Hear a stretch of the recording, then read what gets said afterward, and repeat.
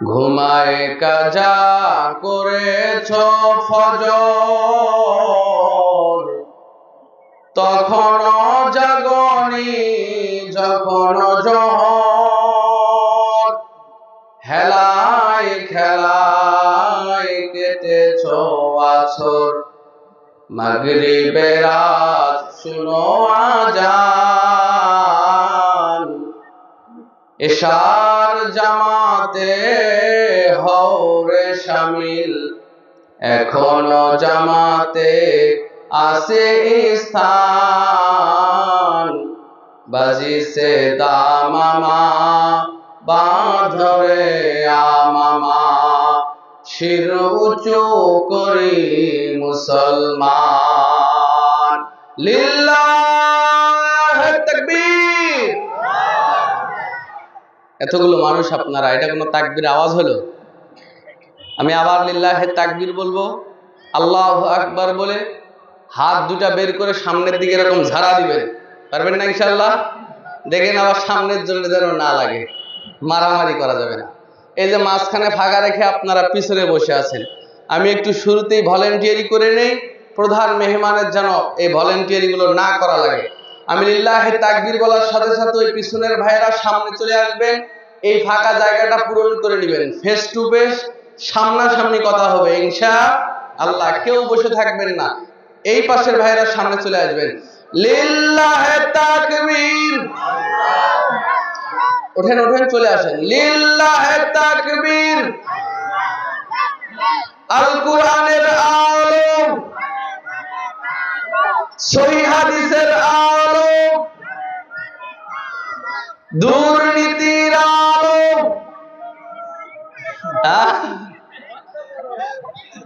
দুর্নীতির আলো কোথায় জ্বালবেন? আমরা দুর্নীতি মুক্ত দেশ চাই, ঠিক কিনা বলেন? দুর্নীতি যারা করে এবং দুর্নীতিবাজ এবং দুর্নীতি এই বাংলাদেশ থেকে আমরা তাড়িয়ে দিব ইনশাআল্লাহ। কোন দুর্নীতিবাজের এই বাংলাদেশে ঠাঁই হবে না ইনশাআল্লাহ। প্রিয় ভাইয়েরা, আপনারা এলোমেলো না করে ওই যে পিছনে আপনারা মাঝখানে আবার ফাঁকা রাখলেন, আবার ভলেন্টিয়ারি করতে হবে। এরপর থেকে যাতে শুধু আলোচনায় চলে, আমি একটু পরিবেশ তৈরি করে নিতে চাচ্ছি। পিছনের ভাইরা একটু এগিয়ে আসেন, অত দূর থেকে মন মারা হয়ে আপনারা বসে আছেন, এটা ভালো দেখায় না। মায়েরা বোনেরা, আপনারা অনেক মা বোন এসেছেন শুনলাম, আপনারা সামনের দিকে চেপে চেপে বসবেন, অপর মা বোনকে বসার সুযোগ দিবেন ইনশাআল্লাহ।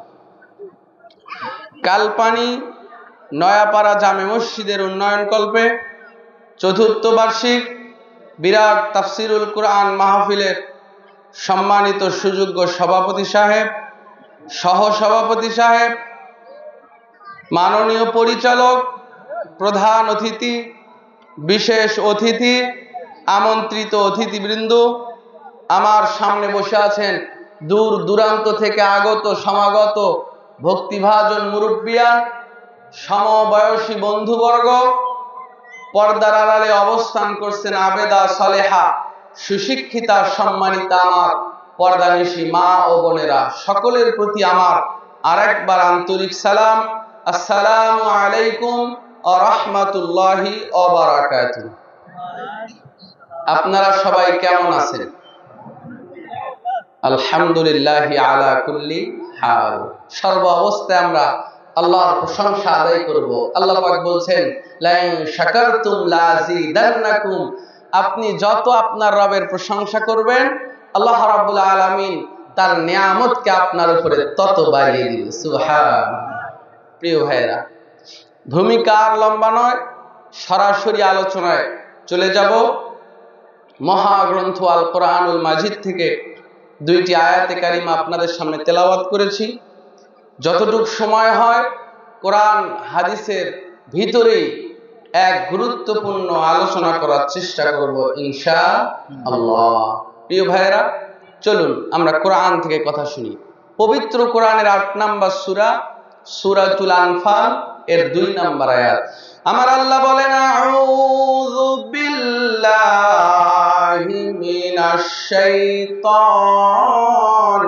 রাজীম, ইন্নামাল মুমিনুনা আল্লাযীনা ইযা যুকিরাল্লাহু ওয়াজিলাত কুলুবুহুম ওয়া ইযা তুলিয়াত আলাইহিম আয়াতুহু যাদাতুহুম ঈমানাও ওয়া আলা রাব্বিহিম ইয়াতাওয়াক্কালুন। আপনার আমার রব যিনি আপনাকে আমাকে সৃষ্টি করেছেন তিনি বলেন, বান্দা বান্দিরা শোনো, পৃথিবীতে সবাই নিজেকে ঈমানদার মুমিন দাবি করে। কেউ কি নিজেকে কাফের মুশরিক দাবি করে নাকি? কেউ দাবি করে না, সকলেই ঈমানদার দাবি করে। বলে নামাজ না পড়লে কি হবে, আমার ঈমান ঠিক আছে। নামাজ না পড়লে ঈমান থাকে? জোরে বলেন থাকে? বাংলাদেশে আমরা সুদখোর, ঘুষখোর, চাঁদাবাজ এদেরকে যতটা ঘৃণা করি, বেনামাজিকে অতটা ঘৃণা করি না। অথচ একটা লোক সুদ খেলে ইসলাম থেকে বের হয়ে যায় না, যে কোনো মুহূর্তে তওবা করে ফিরে আসার সুযোগ আছে। কিন্তু যে সালাত পড়ে না, যে বেনামাজি ও মুসলমানই নয়। রাগ করলেন? এটা আমার কথা নয়, রাসূল বলছেন মান তারাকা সালাতা মুতাআম্মিদান ফাকাদ কাফার। যে ইচ্ছাকৃতভাবে এক ওয়াক্ত সালাত ছেড়ে দিল সে কাফের হয়ে গেল, সে মুসলমানই নয়। প্রিয় ভাইরা, মন খারাপ করিয়েন না। সকলেই ঈমানদার দাবি করলেও, মুমিন দাবি করলেও আল্লাহ রাব্বুল আলামিন বলছেন প্রকৃত মুমিন, প্রকৃত ঈমানদার তো তারাই ইযা যুকিরাল্লাহু ওয়াজিলাত কুলুবুহুম, যখন তাদের সামনে আল্লাহর নাম স্মরণ করা হয়, আল্লাহর জিকির করা হয়, আল্লাহর ভয় তাদের অন্তর কেঁপে ওঠে। দুই নাম্বার হলো ওয়াইযা তুলিয়াত আলাইহিম আয়াতুহু যাদাতুহুম ঈমানাও ওয়া আলা রাব্বিহিম ইয়াতাওয়াক্কালুন। আল্লাহ বলে বান্দা বান্দিরা, প্রকৃত মুমিন, প্রকৃত ঈমানদার তারাই যাদের সামনে আমি আল্লাহর নাম স্মরণ করা হলে অন্তরের মধ্যে প্রকম্পন সৃষ্টি হয়। ওয়াইযা তুলিয়াত আলাইহিম আয়াতুহু, আর যখন তাদের সামনে আমি আল্লাহর নিদর্শনাবলী বর্ণনা করা হয়, আমি আল্লাহর আয়াত সমূহ যখন তেলাওয়াত করা হয়, যাদাতুহুম ঈমানা, আমি আল্লাহর উপরে ঈমান তাদের বেড়ে যায়। ওয়া আলা রাব্বিহিম ইয়াতাওয়াক্কালুন। আর মুমিনের তৃতীয় নাম্বার গুণ হলো, বৈশিষ্ট্য হলো ওয়া আলা রাব্বিহিম ইয়াতাওয়াক্কালুন। যত বড় বিপদ মুসিবত আসুক না কেন, তারা আমি আল্লাহর উপরেই ভরসা করে। জোরে বলেন সুবহানাল্লাহ। মায়েরা বোনেরা, আপনাদের জায়গা সংকুলান, আপনারা মেহেরবানি করে যারা বুদ্ধিমান মা আছেন একটু ভলেন্টিয়ারি করেন, মহিলাদেরকে সামনের দিকে চাপিয়ে নেন, পিছনের দিকে অসংখ্য মা বোন দাঁড়িয়ে আছে, তাদের বসার সুযোগ করে দেন। বুদ্ধিমান মা যারা আছেন তাদেরকে একটু ভলেন্টিয়ারি করতে বলছি, সামনের দিকে সকলে নিজ দায়িত্বে একটু চেপে চেপে বসেন। তাহলে বলেন তো, সূরাতুল আনফালের এই আয়াতে মুমিনের বৈশিষ্ট্য পাওয়া গেল কয়টা? তিনটা। জোরে বলেন কয়টা? আরো জোরে কয়টা? লিল্লাহি তাকবীর। প্রিয় ভাইরা, তৃতীয় নাম্বার বৈশিষ্ট্যটা হলো ওয়া আলা রাব্বিহিম ইয়াতাওয়াক্কালুন। মুমিনরা সর্বাবস্থায় আল্লাহর উপরেই ভরসা রাখে। প্রিয় ভাইরা, আমরা এই পয়েন্টটা নিয়ে আজকে কথা বলবো। আল্লাহ রাব্বুল আলামিন বলছেন পবিত্র কোরআনের 16 নম্বর সূরা, সূরাতুন নাহল এর 99 নম্বর আয়াত, আমার আল্লাহ বলেন আল্লাযীনা আমানু ওয়া আলা রাব্বিহিম ইয়াতাওয়াক্কালুন। আমার আল্লাহ বলেন আল্লাযীনা আমানু, যারা ঈমান এনেছে, যারা ঈমানদার, আল্লাহ বলেন ওয়া আলা রাব্বিহিম ইয়াতাওয়াক্কালুন, তারা যেন তাদের রবের উপরেই ভরসা করে। প্রিয় ভাইরা, ঈমানদাররা কখনো হতাশ হয় না, কখনো নিরাশ হয়ে যায় না। ভাইরা আমার, ও কালপানি সাগাটার বাবারা, ও পর্দার আড়ালের মায়েরা, বাংলাদেশে এমন কোন মানুষ নাই যে হাত উঠিয়ে বলতে পারবে আমি কোনোদিন বিপদগ্রস্ত হই নাই, কোনোদিন অসুস্থ হই নাই। বিপদ আপদ বালা মুসিবত অসুস্থতা জীবনেরই একটা অংশ গো। হতাশ হওয়া যাবে না, নিরাশ হওয়া যাবে না। বিপদ আপদ যখন এসে যাবে, বালা মুসিবত যখন এসে চেপে যাবে, মুমিনদের বৈশিষ্ট্য হলো ওরা 1 নম্বরে ধৈর্য ধারণ করে, 2 নম্বরে ভরসা করে একজনের উপরে। চিল্লাই বলেন তো তিনি কে? মুমিনরা যত বিপদ বড়ই হোক না কেন ভরসা রাখে একজনের উপরে, তিনি কে? আল্লাহ। আর আল্লাহর উপরে যদি ভরসা করতে পারেন তাহলে কি হবে একটু লক্ষ্য করেন। আমার আল্লাহ বলেন আল্লাযীনা সাবারু ওয়া আলা রাব্বিহিম ইয়াতাওয়াক্কালুন। এটা পবিত্র কোরআনের 16 নম্বর সূরা, সূরাতুন নাহল 42 নম্বর আয়াত। আল্লাহ বলেন যারা ধৈর্যশীল, যারা ধৈর্য ধারণ করে গো, তারাও যেন আমি আল্লাহর উপরে ভরসা রাখে। বিশ্বনবী বলেন সাহাবীরা শোনো, কোন বান্দা বান্দি যদি সর্ব অবস্থায় আল্লাহর উপরে ভরসা রাখতে পারে, বিপদে মুসিবতে কাজে কর্মে ব্যবসা বাণিজ্যতে সর্ব অবস্থায় যদি এক আল্লাহর উপরে তাওয়াক্কুল করে ভরসা করে, আমার আল্লাহ তাকে এমন ভাবে রিজিক দান করবে গো। নবী আমার উদাহরণ দিয়ে বলেন সকালবেলা ওই যে আসমানের পাখিগুলা খালি পেট নিয়ে বের হয়ে যায়, সন্ধ্যাবেলায় পেট ভর্তি খাবার নিয়ে যেমন বাসায় ফিরে। বলেন তো কালপানির বাবারা, আকাশে যত পশু পাখি দেখা যায়, কোন পাখি কি সরকারি চাকরিজীবী আছে?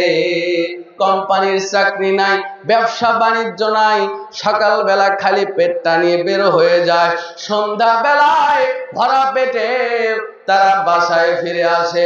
নবী বলেন সাহাবীরা, কোন বান্দা বান্দি যদি আল্লাহর উপরে তাওয়াক্কুল করতে পারে, আল্লাহ যেমন পাখিকে রিজিক দেয়, কোন চাকরি করা লাগে না, ব্যবসা করা লাগে না, মহান আল্লাহ তার ওই বান্দা বান্দিকেও রিজিক দিবেন ওইভাবে যেভাবে আল্লাহ পাখিকে রিজিক দেয়। জোরে বলেন সুবহানাল্লাহ। তাই বলে বাড়িতে বসে থাকবেন আর আল্লাহর উপরে ভরসা করবেন যে আল্লাহই তো রিজিক দিতে চাইছেন, ভরসা করলাম আর বাড়িতে বসে থাকলাম, হবে? ঘরের দরজা খুলে রেখে আল্লাহর উপরে ভরসা করে বের হয়ে যাবেন, যে আল্লাহর উপরে ভরসা, চোর ঢুকবে না। বলেন তো চোর ঢুকবে কিনা? দরজা বন্ধ করতে হবে। পাখি যদি তার বাসায় বসে থাকে আর চিন্তা করে রিজিক পাবো, পাবে? রিজিক অনুসন্ধান করতে হবে আল্লাহর উপরে ভরসা রেখে। প্রিয় ভাইয়েরা, সকালবেলা এখানে ব্যবসায়ী আছেন কে কে? ব্যবসা করেন, হাত উঠান তো। ব্যবসায়ী আছেন কে কে? দোকান করেন বা যে কোনো ব্যবসা করেন? একজন ব্যবসায়ী নাই, একজন পাওয়া গেছে। আচ্ছা, একজন ব্যবসায়ী যখন সকালবেলা দোকান খোলে অথবা গাড়ি চালান, এমন কে কে আছেন? ড্রাইভার, অটো হোক, ভ্যান হোক, বেশ কয়েকজন আছেন মাশাআল্লাহ। আপনারা জবাব দেন, যখন সকালবেলা গাড়িটা নিয়ে বের হয়ে যান বা ব্যবসা যখন দোকানটা খোলেন, আপনি কি জানেন সারাটা দিন আপনি কয় টাকা বেচা কিনা করতে পারবেন? জানেন? বা গাড়ি নিয়ে যখন বের হয়ে যান তখন কি জানেন কয় টাকার ভাড়া মারতে পারবেন? জানেন? জানেন না। পাখিও জানে না সে যখন বাসা থেকে বের হয়ে যায় কি খাবে, আল্লাহ কি রিজিক দিয়েছেন, আল্লাহর কি খেলা দেখেন।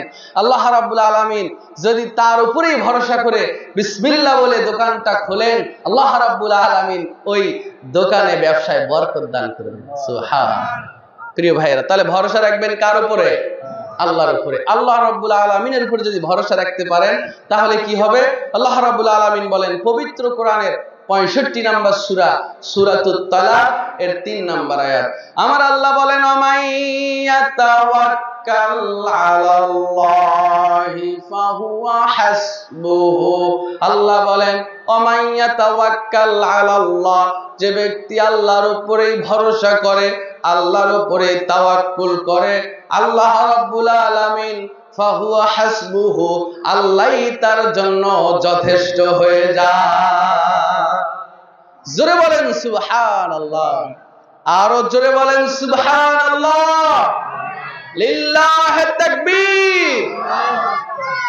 সর্ব অবস্থা আল্লাহর উপরে ভরসা করলে আল্লাহই তার জন্য যথেষ্ট হয়ে যাবে। প্রিয় ভাইয়েরা, একটু সামনে যাই।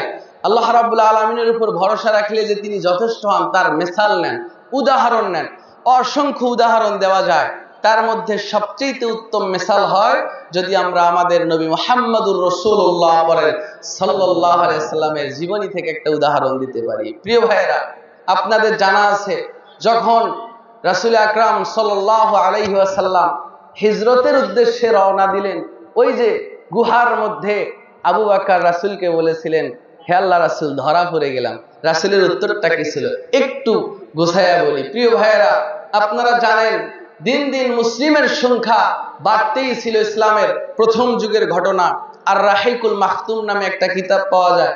এই কিতাবে বিস্তারিত বলা আছে, আপনারা ফেসবুকে ইন্টারনেটের পিডিএফ কপি অ্যাভেলেবল আছে, নামিয়ে পড়ে নেবেন। আমার তো গলা অত ভালো না, আমি অত সাজাই গোছাই বলতে পারি না, একটু বলছি। দেখেন, রাসূল যখন কালেমার দাওয়াত দিচ্ছিলেন, মুসলিমদের সংখ্যা বাড়তেছিল আর কাফেরদের শরীরের মধ্যে অ্যালার্জির মতো চুলকাচ্ছিল। কেমনে রাসূলের দাওয়াত বন্ধ করা যায়? ভাইরা আমার, লম্বা ইতিহাস সংক্ষেপে বলে আমি একটু আলোচনার সামনের দিকে নিয়ে যাই। কাফের বেঈমানেরা দারুন নাদওয়া, কাফেরদের বৈঠকগার। এবার 7 জন বড় বড় কাফের নেতা নিয়ে বৈঠক হলো। মুহাম্মদকে যদি আমরা ঠেকাইতে না পারি, ও দিন দিন মক্কার মানুষদের যেভাবে মুসলমান বানিয়ে ফেলতেছে, আমাদের ধর্মের মুখে চুনকালি মারতেছে, ওকে থামানোই দরকার। একজন ডাক দিয়া কয়, মুহাম্মদকে ধরে এনে ওর কল্লা উড়াই দেই, ওকে হত্যা করে ফেলি। আর একজন বলে, না, এভাবে হত্যা করা যাবে না, গোপনে কত মানুষ ওর অনুসরণ করে জানো না, আমাদের বিরুদ্ধে যুদ্ধ ঘোষণা করবে। আব্দে মানাফ ওর গোষ্ঠীর মানুষেরা যুদ্ধ ঘোষণা করবে। আর একজন কয়, ওকে দেশ থেকে তাড়ায়া দেই। আর একজন বলেন, না, দেশ থেকেও তাড়ায়া দেওয়া যাবে না, ওর কথা যত সুন্দর, যে সুন্দর মিষ্টি ভাষী কথাবার্তা যত সুন্দর, যে দেশে তাড়ায়া দিবা সেখানে গিয়ে মুসলমান পয়দা করে ফেলবে। আর একজন কয়, তাহলে ওকে ঘরের মধ্যে বন্দি করে খাবার না দিয়া শুটকি বানায়া বানায়া মেরে ফেলি। বলে, এটাও হবে না। আবু জেহেল ডাক দিয়া কয়, ও মক্কার কুরাইশেরা, আমার মাথায় একটা বুদ্ধি এঁকেছে গো। শয়তান আবু জেহেলকে বুদ্ধি দিয়া দিল। আবু জেহেল ডাক দিয়া কয়, আমরা কয়েকটা বংশের, কয়েকটা গোষ্ঠীর কয়েকজন তাগড়া যুবক ডেকে, আমরা কয়েকটা বংশের যুবককে এক জায়গায় করে কয়েক বংশের যুবককে দ্বারা মুহাম্মদকে মারবো। তাহলে মুহাম্মদের দলের লোকেরা আমাদের এত গোষ্ঠীর বিচার একসাথে করতে পারবে না। কি ষড়যন্ত্র! ধরেন, গাইবান্ধা জেলা, নীলফামারী, ঠাকুরগাঁও, কুড়িগ্রাম, দিনাজপুর, রংপুর, কয়েকটা জেলা থেকে একজন একজন করে সন্ত্রাসী নিয়ে এসে একটা মানুষকে যদি হত্যা করার পর আবার এদেরকে জেলায় জেলায় পাঠিয়ে দেওয়া যায়, কোন জেলার কোন ছেলে এসে মেরে গেছে সহজে বের করা যাবে? ষড়যন্ত্র দেখেন কত কঠিন। আমরা কয়েকটা বংশের কয়েকজনকে দিয়া মুহাম্মদকে হত্যা করব, তাহলে এর বিচার করা সম্ভব হবে না। যদি বিচার করতেই চায়, আমরা এর বিনিময়ে 100 উটনি দিয়া দেব। ভাইরা আমার, ষড়যন্ত্র করা হলো। 11টা বংশের 11 জন সৈনিক রেডি করা হলো মুহাম্মদ সাল্লাল্লাহু আলাইহি সাল্লামকে হত্যা করার জন্য। এই ঘটনা, এই গোপন আলাপ দুনিয়ার কেউ জানে না, ওই 7 জন ব্যতীত। এবার আমার আল্লাহ কয়, কাফের বেঈমানেরা, আমার নবীর বিরুদ্ধে তোরা ষড়যন্ত্র করিস, আমি আল্লাহ তোদের বিরুদ্ধে ষড়যন্ত্র করি। আল্লাহ এবার জিবরাইলকে পাঠিয়ে দিলেন, জিবরাইল যাও যাও, আমার রাসূলকে গিয়া বলো, ও নবী মুহাম্মদ, আমার জমিন প্রশস্ত, আমার জমিন সংকীর্ণ নয়, যাও যাও, হিজরত করে তুমি চলে যাও। এবার হিজরতের আয়াত নাজিল হয়ে গেল। রাসূল আমার আবু বকরের বাড়িতে চলে গেলেন। লম্বা ইতিহাস সংক্ষেপে বলছি। আবু বকর, আল্লাহ আমাকে জন্মভূমি ছেড়ে হিজরত করে যেতে বলছে। আবু বকর, বলো বলো, তুমি আমার সঙ্গী হবা কিনা? আবু বকর বললেন, আমি রাজি আছি ইয়া রাসূলুল্লাহ। নবী আমার বাড়িতে চলে গেলেন। এইবার জিবরাইল এসে বললেন, নবী গো, আর সময় নাই, আজকে রাতের আধারে আপনাকে মক্কা ছেড়ে হিজরত করে মদিনায় যাওয়া লাগবে। আল্লাহ বলেন, ওই যে কাফেরেরা ষড়যন্ত্র করলো, আমার নবীকে মারার জন্য 11 জন সৈনিক রেডি করলো, এত সহজে নবী আপনাকে আমি মদিনায় যাইতে দেব না। ও নবী মুহাম্মদ, আমি আল্লাহর ষড়যন্ত্র হলো ওদের সামন দিয়ে আপনাকে মদিনায় পাঠিয়ে দেব। একজন কাফেরও আপনার কোনো ক্ষতি করতে পারবে না। জোরে বলেন সুবহানাল্লাহ। এবার যে কোনো ভাবে তারা জানতে পেরেছে যে মুহাম্মদ হয়তোবা এলাকা ছেড়ে চলে যাবে। এবার ওরা এসে মুহাম্মদ সাল্লাল্লাহু আলাইহি ওয়াসাল্লামের দরজায় দাঁড়ায় গেল, বাড়িটা ঘেরাও করে নিল 11 জন তাগড়া যুবক। এবার রাসূল আমার হিজরতের আয়াত পাওয়ার পরে এবার একটু অস্থির হয়ে গেলেন। আল্লাহ পাক আবার আয়াত নাজিল করে গয়, নবী মুহাম্মদ, ও নবী গো, আপনি অস্থির হবেন না, আপনি ধৈর্য ধারণ করেন, আপনি তো আমার চোখের সামনে আছেন। নবী গো, এক মুষ্টি বালি হাতে নেন, আমি আল্লাহর নাম নিয়া আকাশে ছেড়ে দেন, দেখেন আমি আল্লাহ ওদের সাথে কি খেলাটা খেলি। এবার আমার নবী এক মুষ্টি বালি নিয়া আল্লাহর নামে আকাশে মেরে দিলেন। তামাম কাফেরের চোখে চোখে বালি পৌঁছে গেল। রাসূল ওদের সামন দিয়ে পার হয়ে গেল। ওরা চোখ টিপতেছিল, একজন কাফেরও রাসূলকে দেখতে পায় না। রাসূল আমার আবু বকরের বাড়িতে গেলেন, দরজায় গিয়া করাঘাত করলেন, দরজাটা খুলে গেল। যদিও ইখতিলাফ আছে, অনেকে বলেন আবু বকর 6 মাস যাবত ঘুমায় না, এমনটা নয়। আবু বকর রাসূলের কথা শোনার পর থেকে প্রস্তুত ছিলেন হিজরত করার জন্য। এইবার আবু বকরের কন্যা ছোট্ট মেয়েটা প্রতিদিন কাপড় গোছায় রাখতো, নাস্তা রেডি করে রাখতো, লম্বা সফরে যাবেন, প্রত্যেক দিন প্রস্তুত নিয়েই থাকতেন আবু বকর হিজরত করার জন্য। এবার আবু বকরকে সঙ্গে নিয়ে আমার রাসূল মদিনার পথে রওনা দিলেন। বলেন তো, মরুভূমির বালির মধ্যে দিয়ে যদি দুইজন ব্যক্তি হেঁটে যায়, পায়ের দাগ পড়ে কি পড়ে না? আবু বকর এবার রাসূল আবু বকরকে সঙ্গে নিয়ে যায় আর ফিরে ফিরে কাবার দিকে তাকায়, ডাক দিয়ে বলে, জন্মভূমিকে ছেড়ে যেতে চায় গো। হযরত রাসূল দু চোখের পানি ছেড়ে দিয়া হাউমাউ করে কাঁদে আর বলে, কাবা, বড্ড আশা ছিল তোর খেদমত করব, মক্কাবাসীরা তা করতে দিল না। রাসূল আমার দু চোখের পানি ছেড়ে কাঁদতে কাঁদতে ওই মক্কা ছেড়ে মদিনার পথে চলে যায়। সুবে সাদেক হলো, যখন সকালের আলো ফুটলো গো, রাসূল এবং আবু বকর একটা পাহাড়ের গর্তে আশ্রয় নিল। লম্বা ইতিহাস। কাফের বেঈমানেরা এবার ঘোষণা করে দিল, মুহাম্মাদের জ্যান্ত হোক কিংবা মৃত হোক, যে ব্যক্তি মুহাম্মাদের মাথাটা কেটে এনে দিতে পারবে, সবচাইতে দামি দামি 100 লাল উটনি পুরস্কার দেওয়া হবে। পুরস্কারের লোভে কাফের বেঈমানেরা রাসূলকে খুঁজতেছিল, জীবিত কিংবা মৃত নিয়ে আসার জন্য। খুঁজতে খুঁজতে পায়ের ছাপ দেখে দেখে আবু বকর এবং রাসূল যেই গর্তের মধ্যে আশ্রয় নিয়েছিল গো, ওই গর্তের কাছে একেবারে গর্তের উপরে চলে আসছে।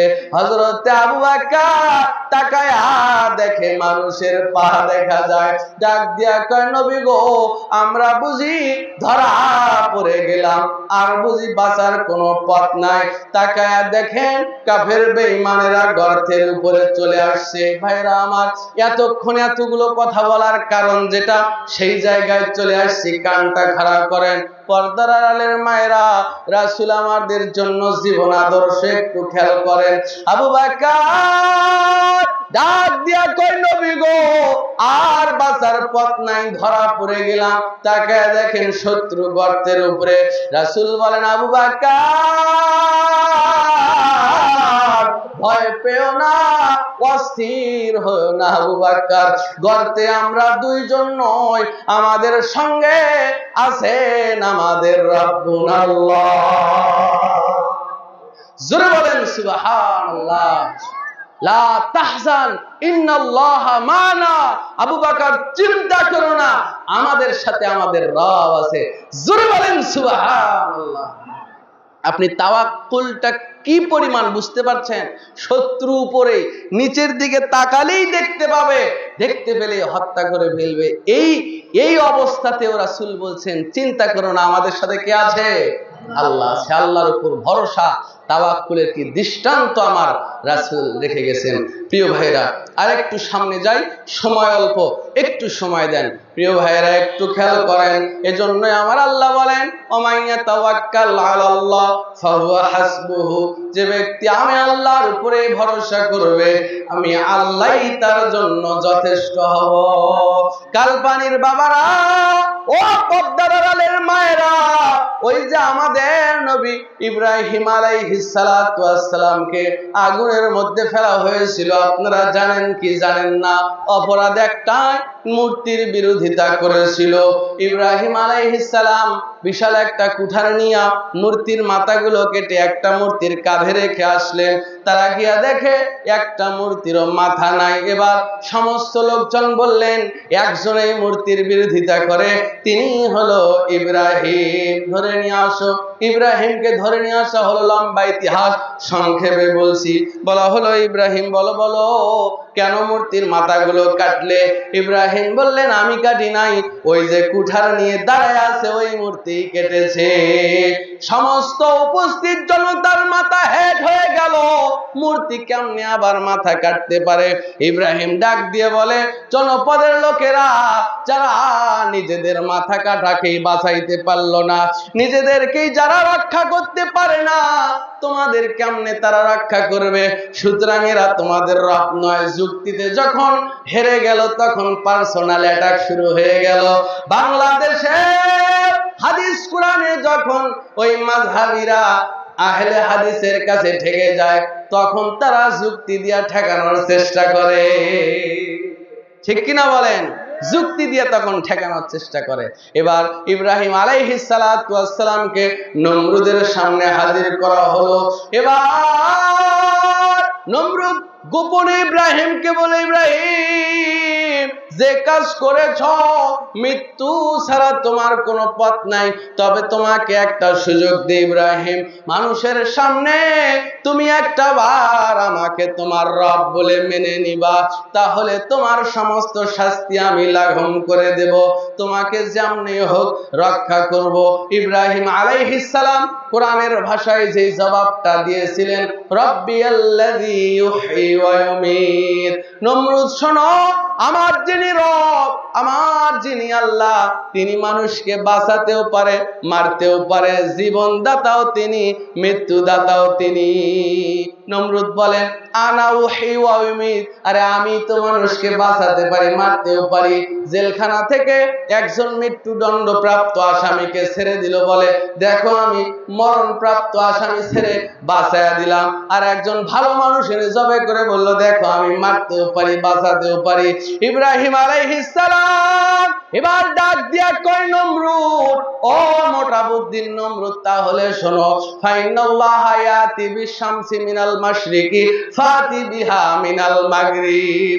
নমরুদ শোনো, আমার যিনি রব, আমার যিনি আল্লাহ, তিনি প্রত্যেক দিন পূর্ব দিক থেকে সূর্য ওঠান, পশ্চিম দিকে ডুবায়া দেন। তুমি যদি আমার রব হও, একটা বার পশ্চিম দিকে সূর্য উঠা। ফাবুহিতাল্লাযী কাফার, একেবারে জব্দ হয়ে গেল। এটা কি নমরুদের পক্ষে সম্ভব? একটা বার পশ্চিম দিকে সূর্য উঠাও, তাহলে তোমাকে রব মানবো। এবার যখন লজ্জিত হলো তখন সিদ্ধান্ত নিল না, এর সাথে পারা যাবে না। এবার দেশবাসীকে বলল যদি তোমাদের মূর্তিকে সাহায্য করতে চাও তাহলে এক মারাই লাগবে। এবার আগুনের গর্ত তৈরি করলো। লম্বা ইতিহাস বাবা, মূল পয়েন্টে চলে এসেছি। এত বড় আগুনের গর্ত, এত বড় আগুনের কুণ্ডলী পৃথিবীর ইতিহাসে ওই পর্যন্ত আর দ্বিতীয়টা করা হয় নাই। এত জোরে আগুন জ্বলতেছিল, আগুনের পাশে পর্যন্ত যাওয়া যায় না। ইব্রাহিমকে যে আগুনের মধ্যে ফেলবে এমন কোন পরিবেশ নাই। এবার ইব্রাহিমকে দূর থেকে আগুনে ফেলার জন্য একটা চরকি তৈরি করা হলো, চরকি দিয়া দূর থেকে ইব্রাহিমকে আগুনের মধ্যে মেরে দিবে। এমন সময় চরকির সঙ্গে ইব্রাহিমের হাত পা যখন বাঁধা হলো, জিবরাইল আমিন এসে বললেন, নবী ইব্রাহিম, আমি কি আপনাকে সাহায্য করতে পারি? তোমার কোনো সাহায্যের প্রয়োজন হলে আমাকে বলো। ভাইরা আমার, তাওয়াক্কুল কি জিনিস আপনাদের বুঝাচ্ছিলাম। দেখেন ইব্রাহিম আলাইহিস সালাতু ওয়াস সালামকে জিবরাইল এসে বলছেন, আপনার কোনো সাহায্য লাগলে আপনি আমাকে বলেন। ইব্রাহিম আলাইহিস সালাম কোরআনের ভাষায় যে কথাটা বলেছিল গো, আপনারা আমার সাথে বলেন, হাসবুনাল্লাহু নি'মাল ওয়াকিল। জোরে বলেন সুবহানাল্লাহ। ইব্রাহিম আলাইহিস সালাম বললেন, তোমার সাহায্যের আমার প্রয়োজন নাই, আমার জন্য আমার আল্লাহই যথেষ্ট। জোরে বলেন সুবহানাল্লাহ। ইব্রাহিমকে আগুনে মারা হলো। আল্লাহ বললেন, ইয়া নারু কুনি বারদাও ওয়া সালামান আলা ইব্রাহিম, হে আগুন খবরদার ইব্রাহিমের জন্য আরামদায়ক, শান্তিদায়ক, ঠান্ডা হয়ে যা। চিৎকার দিয়ে বলেন সুবহানাল্লাহ। এজন্যই আল্লাহ বলেন, ওমাইয়া তাওয়াক্কাল আলাল্লাহ ফাহুয়া হাসবুহু। আর অসংখ্য উদাহরণ মিসাল আমি দিতে পারবো, আর লম্বা নয়। প্রিয় ভাইরা, আপনারা সকলেই জানেন আমরা সকলেই একদিন কবরে যাব। কবরে যাব কিনা বলেন তো? সকলেই একদিন মারা যাব, আমরাও একদিন লাশ হব। আমার দাদার দাদা কবর আছে, কবরের খোঁজ আছে? খোঁজ নেই, চিহ্ন পর্যন্ত নাই। আমরাও একদিন কবরে মিশে যাব। প্রিয় ভাইয়েরা, যাদের মা বাবা কবরে ঘুমায় আছে, দাদা কবরে ঘুমায় আছে, দাদি কবরে ঘুমায় আছে, চোখটা বন্ধ করেন, 2টা মিনিটের জন্য একটু চিন্তা করেন তাদের কবরে কি অবস্থায় আছেন। আপনারাও একদিন কবরবাসী হবেন, আপনার নাতিপুতিরাও এভাবে ওয়াজের ময়দানে বসে থাকবে। চোখটা একটু বন্ধ করেন, একটু চিন্তা করেন তো, এখনই যদি দম বন্ধ হয়ে যায়, এখনই যদি নিঃশ্বাস চলাচল বন্ধ হয়ে যায়, দামি খাট ছাড়া আপনি ঘুমাইতেই পারেন না। আপনাকে ওই দামি খাট থেকে নামায়া এবার মসজিদ থেকে ওই চকিটা নিয়া শক্ত চকির উপরে শোয়ায় রাখবে। সারাটা রাত একই ভাবে শোয়ানো, পিঠ লেগে গেছে, একটা বারের জন্য ডাক দিয়া বলতে পারবেন না, সন্তানেরা পিঠটা লেগে গেছে, কাঠটা একটু পরিবর্তন করে দাও। এবার সকালবেলা মশারি টাঙায়া এবার গরম পানি আর বড়ই পাতা দিয়ে আপনাকে গোসল দেওয়া হচ্ছে। গরম পানি ঢালার সাথে সাথে শরীরে আঘাত লাগলো, একবারের জন্য বলতে পারবেন না, ভাইরা আমার পানিটা বড় গরম, শরীরে আঘাত লাগে, পানিটা একটু ঠান্ডা করে নাও। এবার সাদা কাপড়ে মুড়াইয়া চকলেটের মতো বানায়া খাটলির মধ্যে শোয়ায় দেওয়া হবে গো। একটা বারের জন্য বলতে পারবেন না, নাকের তুলাটা সরাইয়া দাও, নিঃশ্বাস নিতে বড় কষ্ট হয়। জীবনে কত মানুষের জানাজা পড়লেন, এবার আপনার জানাজায় শত শত লোক উপস্থিত হয়ে গেছে, জানাজার সালাত শেষ হয়ে গেল, ওই যে বাঁশের ঝাড়ে ঝোপঝাড়ের মধ্যে আপনার 3.5 হাত গর্তের মধ্যে আপনাকে রেখে মাটি চাপা দিয়া সমস্ত লোক চলে আসবে। একটা বারের জন্য বলতে পারবেন না, সন্তানেরা, প্রাণের বিবি, ও কলিজার টুকরা ছেলেরা, জীবনে তোমাদের ছাড়া একটা দিন কোথাও থাকি নাই, এভাবে একা একা বাঁশের ঝাড়ে আমাকে রেখে যায় না। ভাইরা আমার, ওই কবরের কথা স্মরণ করে অন্ধকার কবর থেকে নাজাত পাওয়ার জন্য, অন্ধকার কবরের ফিতনা থেকে বাঁচার জন্য, জাহান্নামের ফিতনা থেকে বাঁচার জন্য আসুন আমরা দুনিয়াতে একটু নেক আমল করে যাই। ভাইরা আমার, আল্লাহর নবী বলেন, ইন্নাল্লাহা তাইয়্যিবুন লা ইউকবালু ইল্লা তাইয়্যিবান, নিশ্চয় মহান আল্লাহ পবিত্র, আল্লাহ পবিত্র জিনিস ছাড়া কোনো কিছুই গ্রহণ করে না। কেউ যদি তার পবিত্র হালাল রিজিক থেকে, ওই যে দিন এনে দিনে খায়, এমন সম্পদ থেকে যদি একটা খেজুর পরিমাণ কোন জিনিস আল্লাহকে দেয়, নবী বলেন, সাহাবীরা ওই খেজুর দানের সবটা আল্লাহ তার নিজের কাছে লালন পালন করতে থাকে গো। মায়েরা বোনেরা যেমন হাঁস মুরগি লালন পালন করে, একটা থেকে দুইটা হয়, দুইটা থেকে পাঁচটা হয়, পাঁচটা থেকে 10টা হয়। নবী বলেন সাহাবীরা, একটা খেজুর দানের সবকে আল্লাহ তার নিজের কাছে পালতে পালতে পাহাড়ে রূপ নিয়া কিয়ামতে মিজানের পাল্লায় দিয়া মিজানের পাল্লা ভারী বানায়া দিবে। জোরে বলেন সুবহানাল্লাহ। এজন্য বাবারা, যাদের বাবা মা কবরে ঘুমায় আছে, বাবা মার কবরের ফিতনা থেকে বাঁচার জন্য, কবরের আযাব থেকে বাঁচার জন্য বাবা মার জন্য 1000, 2000, 5000, 500, 1 ব্যাগ সিমেন্ট, 2 ব্যাগ সিমেন্ট, 1 মণ রড, 1000 ইট, যে যেভাবে পারেন আল্লাহ যাকে যতটুকু সামর্থ্য দিয়েছে একটু এগিয়ে আসেন। আমি মুসাফির মানুষ, মুসাফিরের দোয়া কবুল হয়, প্রাণ ঢালা দোয়া করে দিব। মায়েরা বোনেরা, যে যা পারেন, কানের দুল, নাকের ফুল, হাঁসের ডিম, মুরগির ডিম, হাঁস মুরগি, যে যেভাবে পারেন আল্লাহর ওয়াস্তে একজনও বাকি হবেন না, সকলেই একটু দান করেন। লিল্লাহে তাকবীর। নজরুল ভাই, ওনার ছেলে আমার কাছে দীর্ঘদিন লেখাপড়া করেছে, আমার প্রিয় নজরুল ভাই 1000 টাকা বলেন মারহাবা। কি কয় মারহাবা? জোরে বলেন মারহাবা। লিল্লাহে তাকবীর। আল্লাহ সর্বপ্রথম আমার হাতে আমার নজরুল ভাই 1000 টাকা দান করলো। আল্লাহ আমার ভাইয়ের সন্তান মাদ্রাসায় পড়ে, আল্লাহ সন্তানকে কবুল করে নাও। আল্লাহ আমার ভাই যে উদ্দেশ্যে দান করলেন উদ্দেশ্য পূরণ করে দাও। আল্লাহ ইহকালে পরকালে দান নাজাতের ওসিলা বানায় দাও। জোরে জোরে বলেন আমিন। আসেন বাবারা, প্রধান মেহমান চলে আসবে। আমার ঘড়িতে 10:30 পার হয়ে গেছে। যাকে আল্লাহ যতটুকু সামর্থ্য দিয়েছে একটা লোক বাদ যাবেন না। নগদ কিংবা বাকি, এখন টাকা নিয়ে আসেন নাই, কোনো অসুবিধা নাই, বাকিতে লিখে দেন। যে যেভাবে পারেন সহযোগিতা করেন আল্লাহর ওয়াস্তে। আপনি যদি আপনার আব্বা আম্মার জন্য, জীবিত কিংবা মৃত আব্বা আম্মার জন্য দান করার মন মানসিকতা না দেখাতে পারেন, আপনার সন্তান আপনি মরে গেলেও দান করবে না, এই আশা কইরেন না। সুতরাং আসুন, যারা বিপদে আছেন, অভাবে আছেন, আসুন। অভাবের সময়ের দান আল্লাহর কাছে সবচেয়ে পছন্দের দান। যারা ধান করেন, জমিতে ফসল করেন, 1 মণ, 2 মণ, আধা মণ, 10 কেজি, যে যা পারেন নগদ কিংবা বাকি সহযোগিতা করেন আল্লাহর ওয়াস্তে, আল্লাহর ঘর মসজিদের জন্য। আল্লাহ আপনাদের ইহকালে পরকালে এই দান নাজাতের ওসিলা বানায় দিবে, বিপদ আপদ দূরীভূত করে দিবে। মাওলানা সৈয়দ বিন মোহাম্মদ আলী, দেখেন বক্তারা বলে দান করে না, আপনারাই কোন। আজকের চতুর্থ বক্তা সৈয়দ বিন মোহাম্মদ আলী ভাই 1 ব্যাগ সিমেন্ট, জোরে বলেন মারহাবা। আল্লাহুম্মা সাল্লি আলাইহি, আল্লাহুম্মা বারিক আলাইহি। আল্লাহ আমার ভাইয়ের দান কবুল ও মঞ্জুর করে নাও। আল্লাহ ব্যবসায় বরকত দাও। আল্লাহ ভাই কোরআনের ময়দানে ওয়াজ নসিহত করে বেড়ায়, কোরআনের ময়দানে তাকে কবুল করে নাও। জোরে জোরে বলেন আমিন। আমিন ও আমিন ও আল্লাহ আমিন। 500 টাকা আছে, কালকে মেডিকেলে যাবে, দোয়া আছে। আজাদুল নামে আমার এক বাবা আগামীকাল মেডিকেলে যাবে, 500 টাকা বলেন মারহাবা। আল্লাহুম্মা সাল্লি আলাইহি, আল্লাহুম্মা বারিক আলাইহি। আল্লাহ আমার আজাদুল বাবার দান কবুল ও মঞ্জুর করে নাও।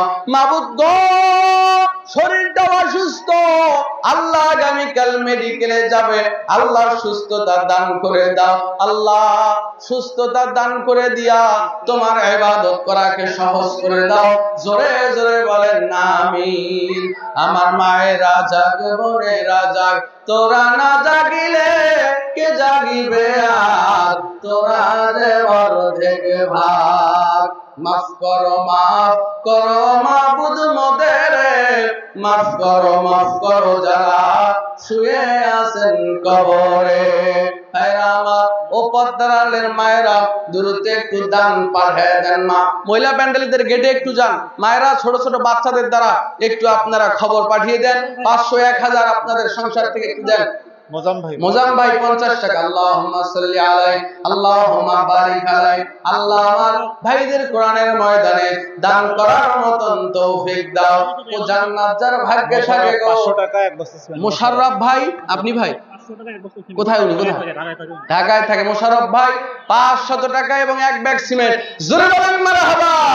আল্লাহুম্মা সাল্লি আলাইহি আল্লাহুম্মা বারিক আলাইহি। বাবু 4 বস্তা সিমেন্ট। বাবু 4 ব্যাগ সিমেন্ট। কোথায় বাবু ভাই কোথায় আছেন উনি? একটু আসেন মুসাফা করে যান। 4 ব্যাগ কেমন হলো? বাবু ভাই আর 1 ব্যাগ দিয়ে 5 ব্যাগ মিল করে দিবেন ইনশাআল্লাহ।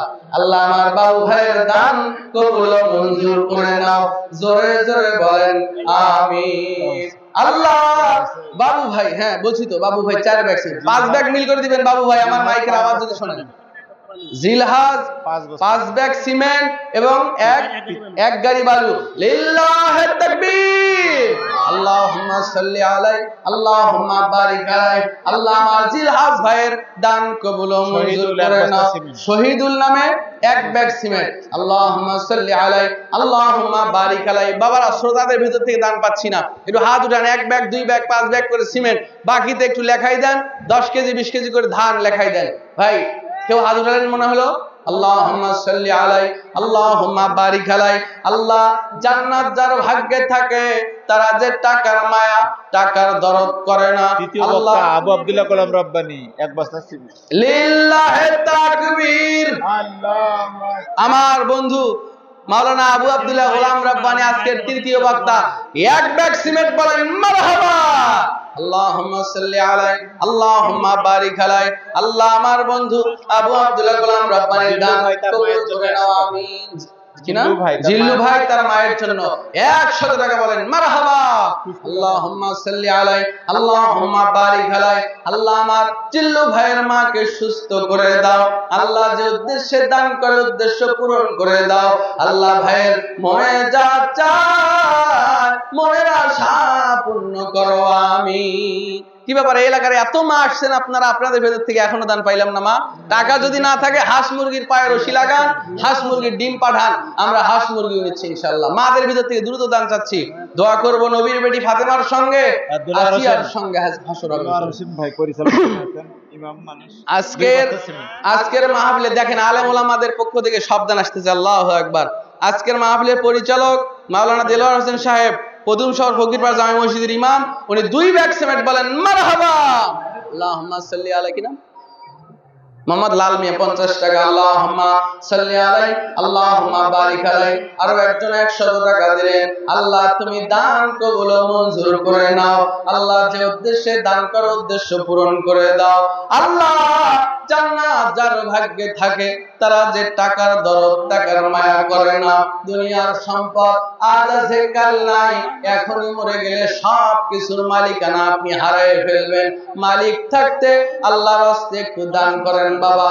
টাকা পয়সা সব পড়ে থাকবে, রাসূল বলেন একমাত্র যাবে আমল। কোথায় মাস্টার সাহেব কোথায়? আপনারা একটু মুসাফা করে দোয়া নিয়ে যাবেন, আমি মুসাফির মানুষ। কোথায় মাস্টার সাহেব কোথায়? কি নাম? মাঝখানে বসে আছে। কোথায় ভাই একটু হাত উঠান তো। শিক্ষক মানুষ পলাশ ভাই কোথায় উনি? আমি একটু দেখতে চাচ্ছি। পলাশ ভাই আর 500 টাকা আপনি দিবেন। আপনি শিক্ষক মানুষ, আমি দোয়া করব আল্লাহ আপনার হায়াতে তাইয়্যিবা দান করবেন। পলাশ ভাইয়ের নামে বাকিতে 500 টাকা লাগেন। আল্লাহুম্মা সাল্লি আলাইহি আল্লাহুম্মা বারিক আলাইহি। আল্লাহ আমার পলাশ ভাই 500 টাকা দিয়েছিল, আল্লাহ আমি দাবি করলাম আরো 500 টাকা দিলেন। আল্লাহ পলাশ ভাইয়ের বাবা মা কবরে ঘুমায় আছে, মাবুদ বাবা মার কবরের সওয়াব হাদিয়া পৌঁছায়া দাও। আল্লাহ পরিবারের শান্তি দাও। আল্লাহ ভাইকে কবুল করো। জোরে জোরে বলেন আমিন। আল্লাহ আরেক ভাই 140 টাকা দিলেন। আল্লাহ তুমি দেখছো, ফেরেশতা দিয়ে লেখছো। আল্লাহ আমার ভাইয়ের দান কবুল ও মঞ্জুর করে নাও আমিন। বাবারা যতগুলো শ্রোতা বসে আছেন, একটা ব্যাগ করে সিমেন্ট দিলে 150-200 ব্যাগ সিমেন্ট হয়ে যায়। একটু নিয়ত করেন, মরবেন তো সবাই বাবা, একটু মরার আগে আমল করেন। রাসূল বলেছেন সবকিছুই পড়ে থাকবে, একমাত্র কবরে যাবে আমল। মসজিদের কেশিয়ার আয়াত আলী 5 বস্তা। মসজিদের কেশিয়ার আয়াত আলী 5 ব্যাগ সিমেন্ট বলেন মারহাবা। আল্লাহুম্মা সাল্লি আলাইহি আল্লাহুম্মা বারিক আলাইহি। Abdur Razzak 2 bag cement. আর কি আছে?